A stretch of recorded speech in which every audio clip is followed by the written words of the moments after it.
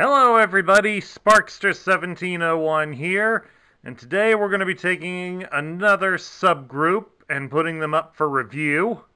Unfortunately, it's not a very popular subgroup.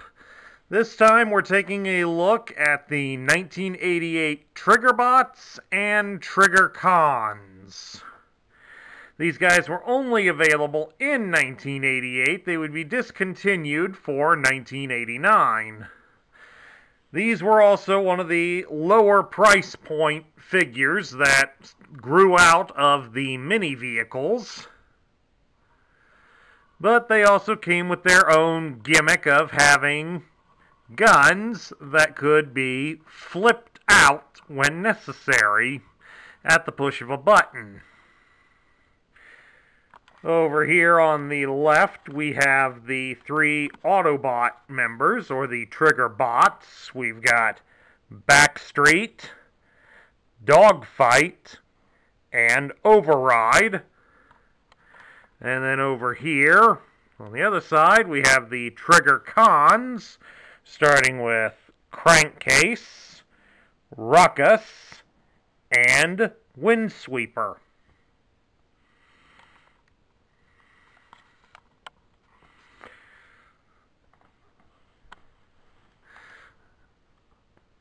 Now, of course, this was also getting into a time when Hasbro was starting to use less realism in the vehicles, which you'll see here in a moment. But they also went with a rather absurd gimmick that works only decently well on the vehicles, but we'll show it off here on some of the robots.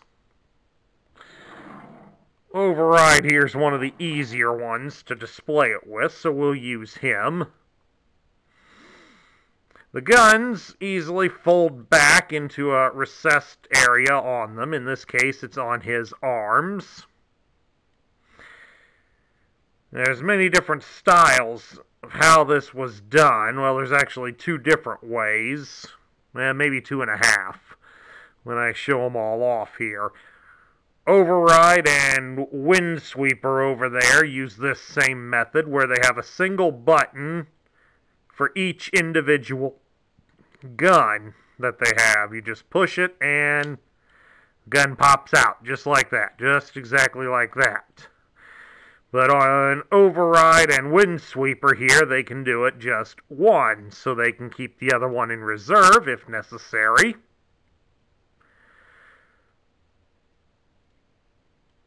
Or whatever you'd like. The options for these two guys are limitless.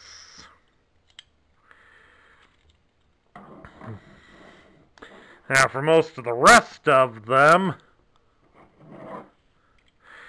both guns are controlled by a single button mechanism, usually either on, which is usually located on the robot's backside. In the case of Crankcase here, it does his guns in a two-stage, as it requires one push, once you get them all the way down, for starters. One push brings them up, and then a second push of the button will bring them into the position on his shoulders. He's the only one that has a two-stage on that. Everybody else, they just flip it out into the full attack. It brings both guns at once.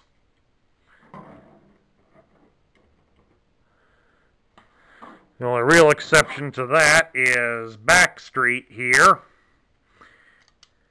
where he has the chrome guns, but he only gets it as a single stage, kind of a dual release. He can go both ways. Pushing the button just slightly will fire off the one gun on the left shoulder. Pushing it further in will fire off the right one. Or you just press and hold all the way, and both guns come out simultaneously. It was a cute gimmick, but it really wasn't the best they could come up with.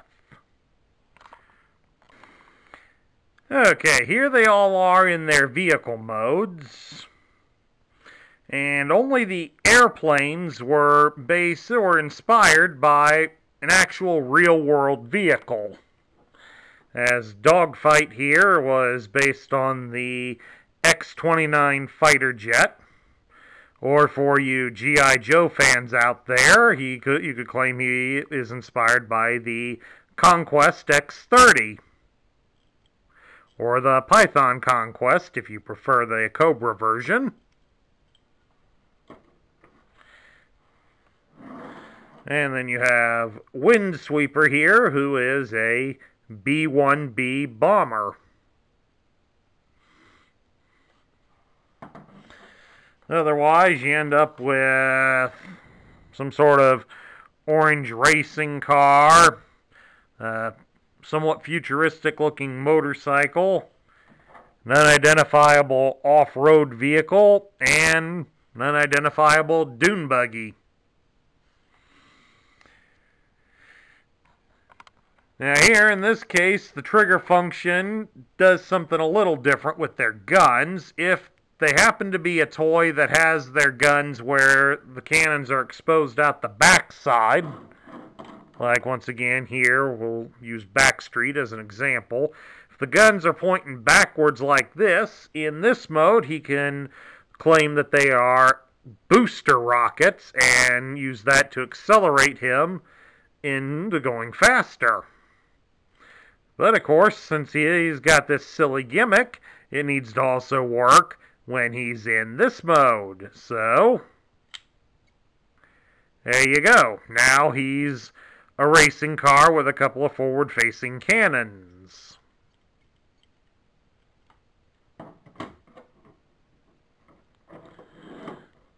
The problem with this gimmick is on some of these that it controls both guns at once. Not like Backstreet's over there, so it's more on Dogfight and on Crankcase and Ruckus here.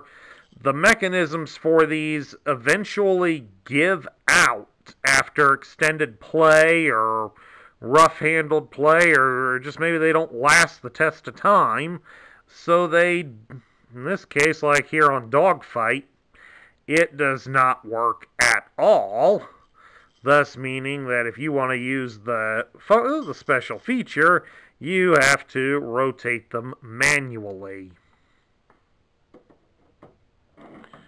We'll get everybody to get their guns out so you can have a look at how their guns all look. Surprised that Crankcase there works. Dogfight has never worked since my brother owned him. I got Ruckus here, and he doesn't work either. It's pretty disappointing that there's at least two of them that will not work over the test of time.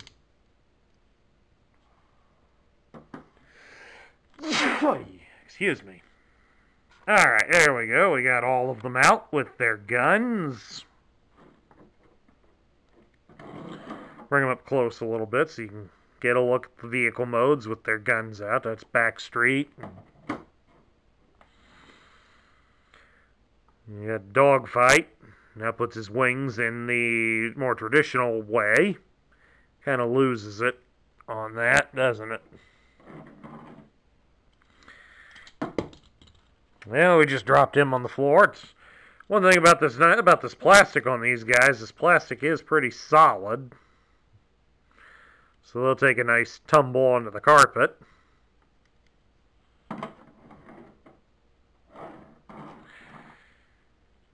Here's Crankcase.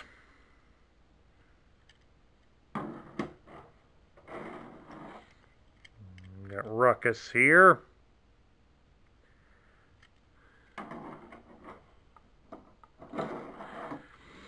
And then lastly, there's Windsweeper.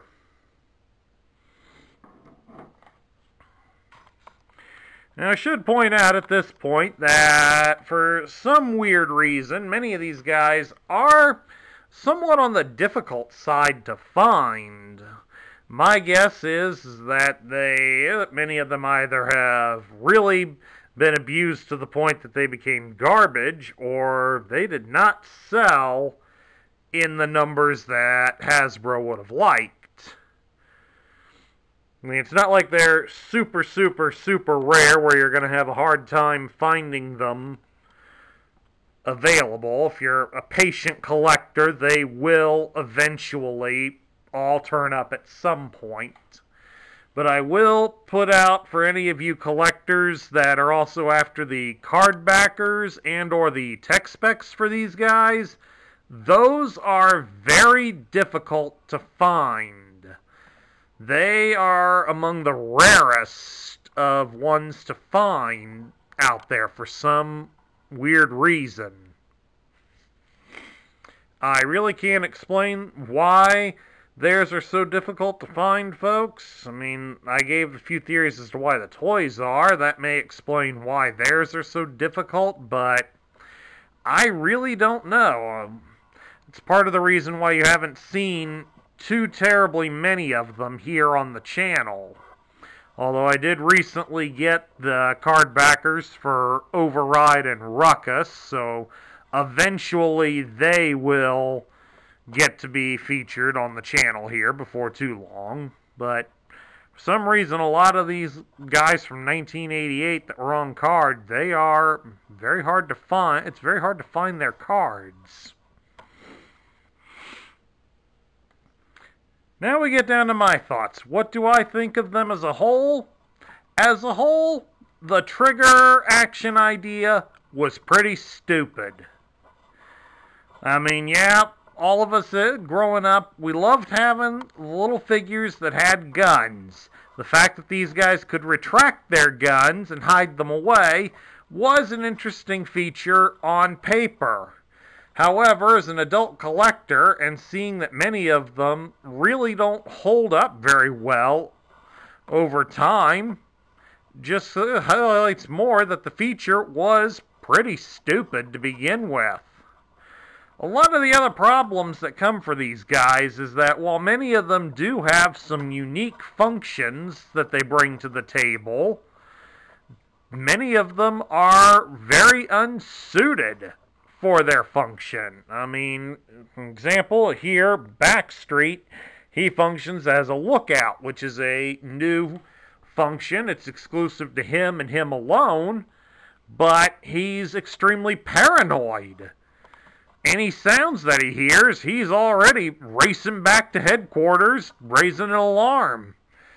Then by the time he's brought the cavalry out there, you find out what he got into a panic of was his relief had come to take over his shift.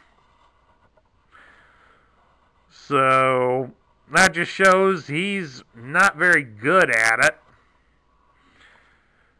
Over here on the opposite spectrum, we got Windsweeper that, while he functions in air defense, he wants to set it up where you have to have a near impossible to memorize string of passwords to get past him, or he will gun you down.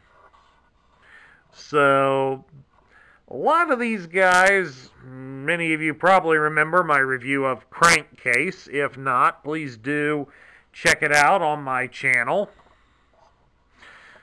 That even he is a bit of a nagging whiner. So these guys really aren't the best. They unfortunately happen to come at a time when the writing for the Transformer tech specs was starting to get pretty terrible. It was kind of as if all the good soldiers of Cybertron had already decided we're getting out of this and fled, leaving behind the incompetent buffoons or ones with too much anger or stupidity in them. And that was what was left for the Autobots and Decepticons to claim as members of their militaries. So, yeah, these guys really aren't essential.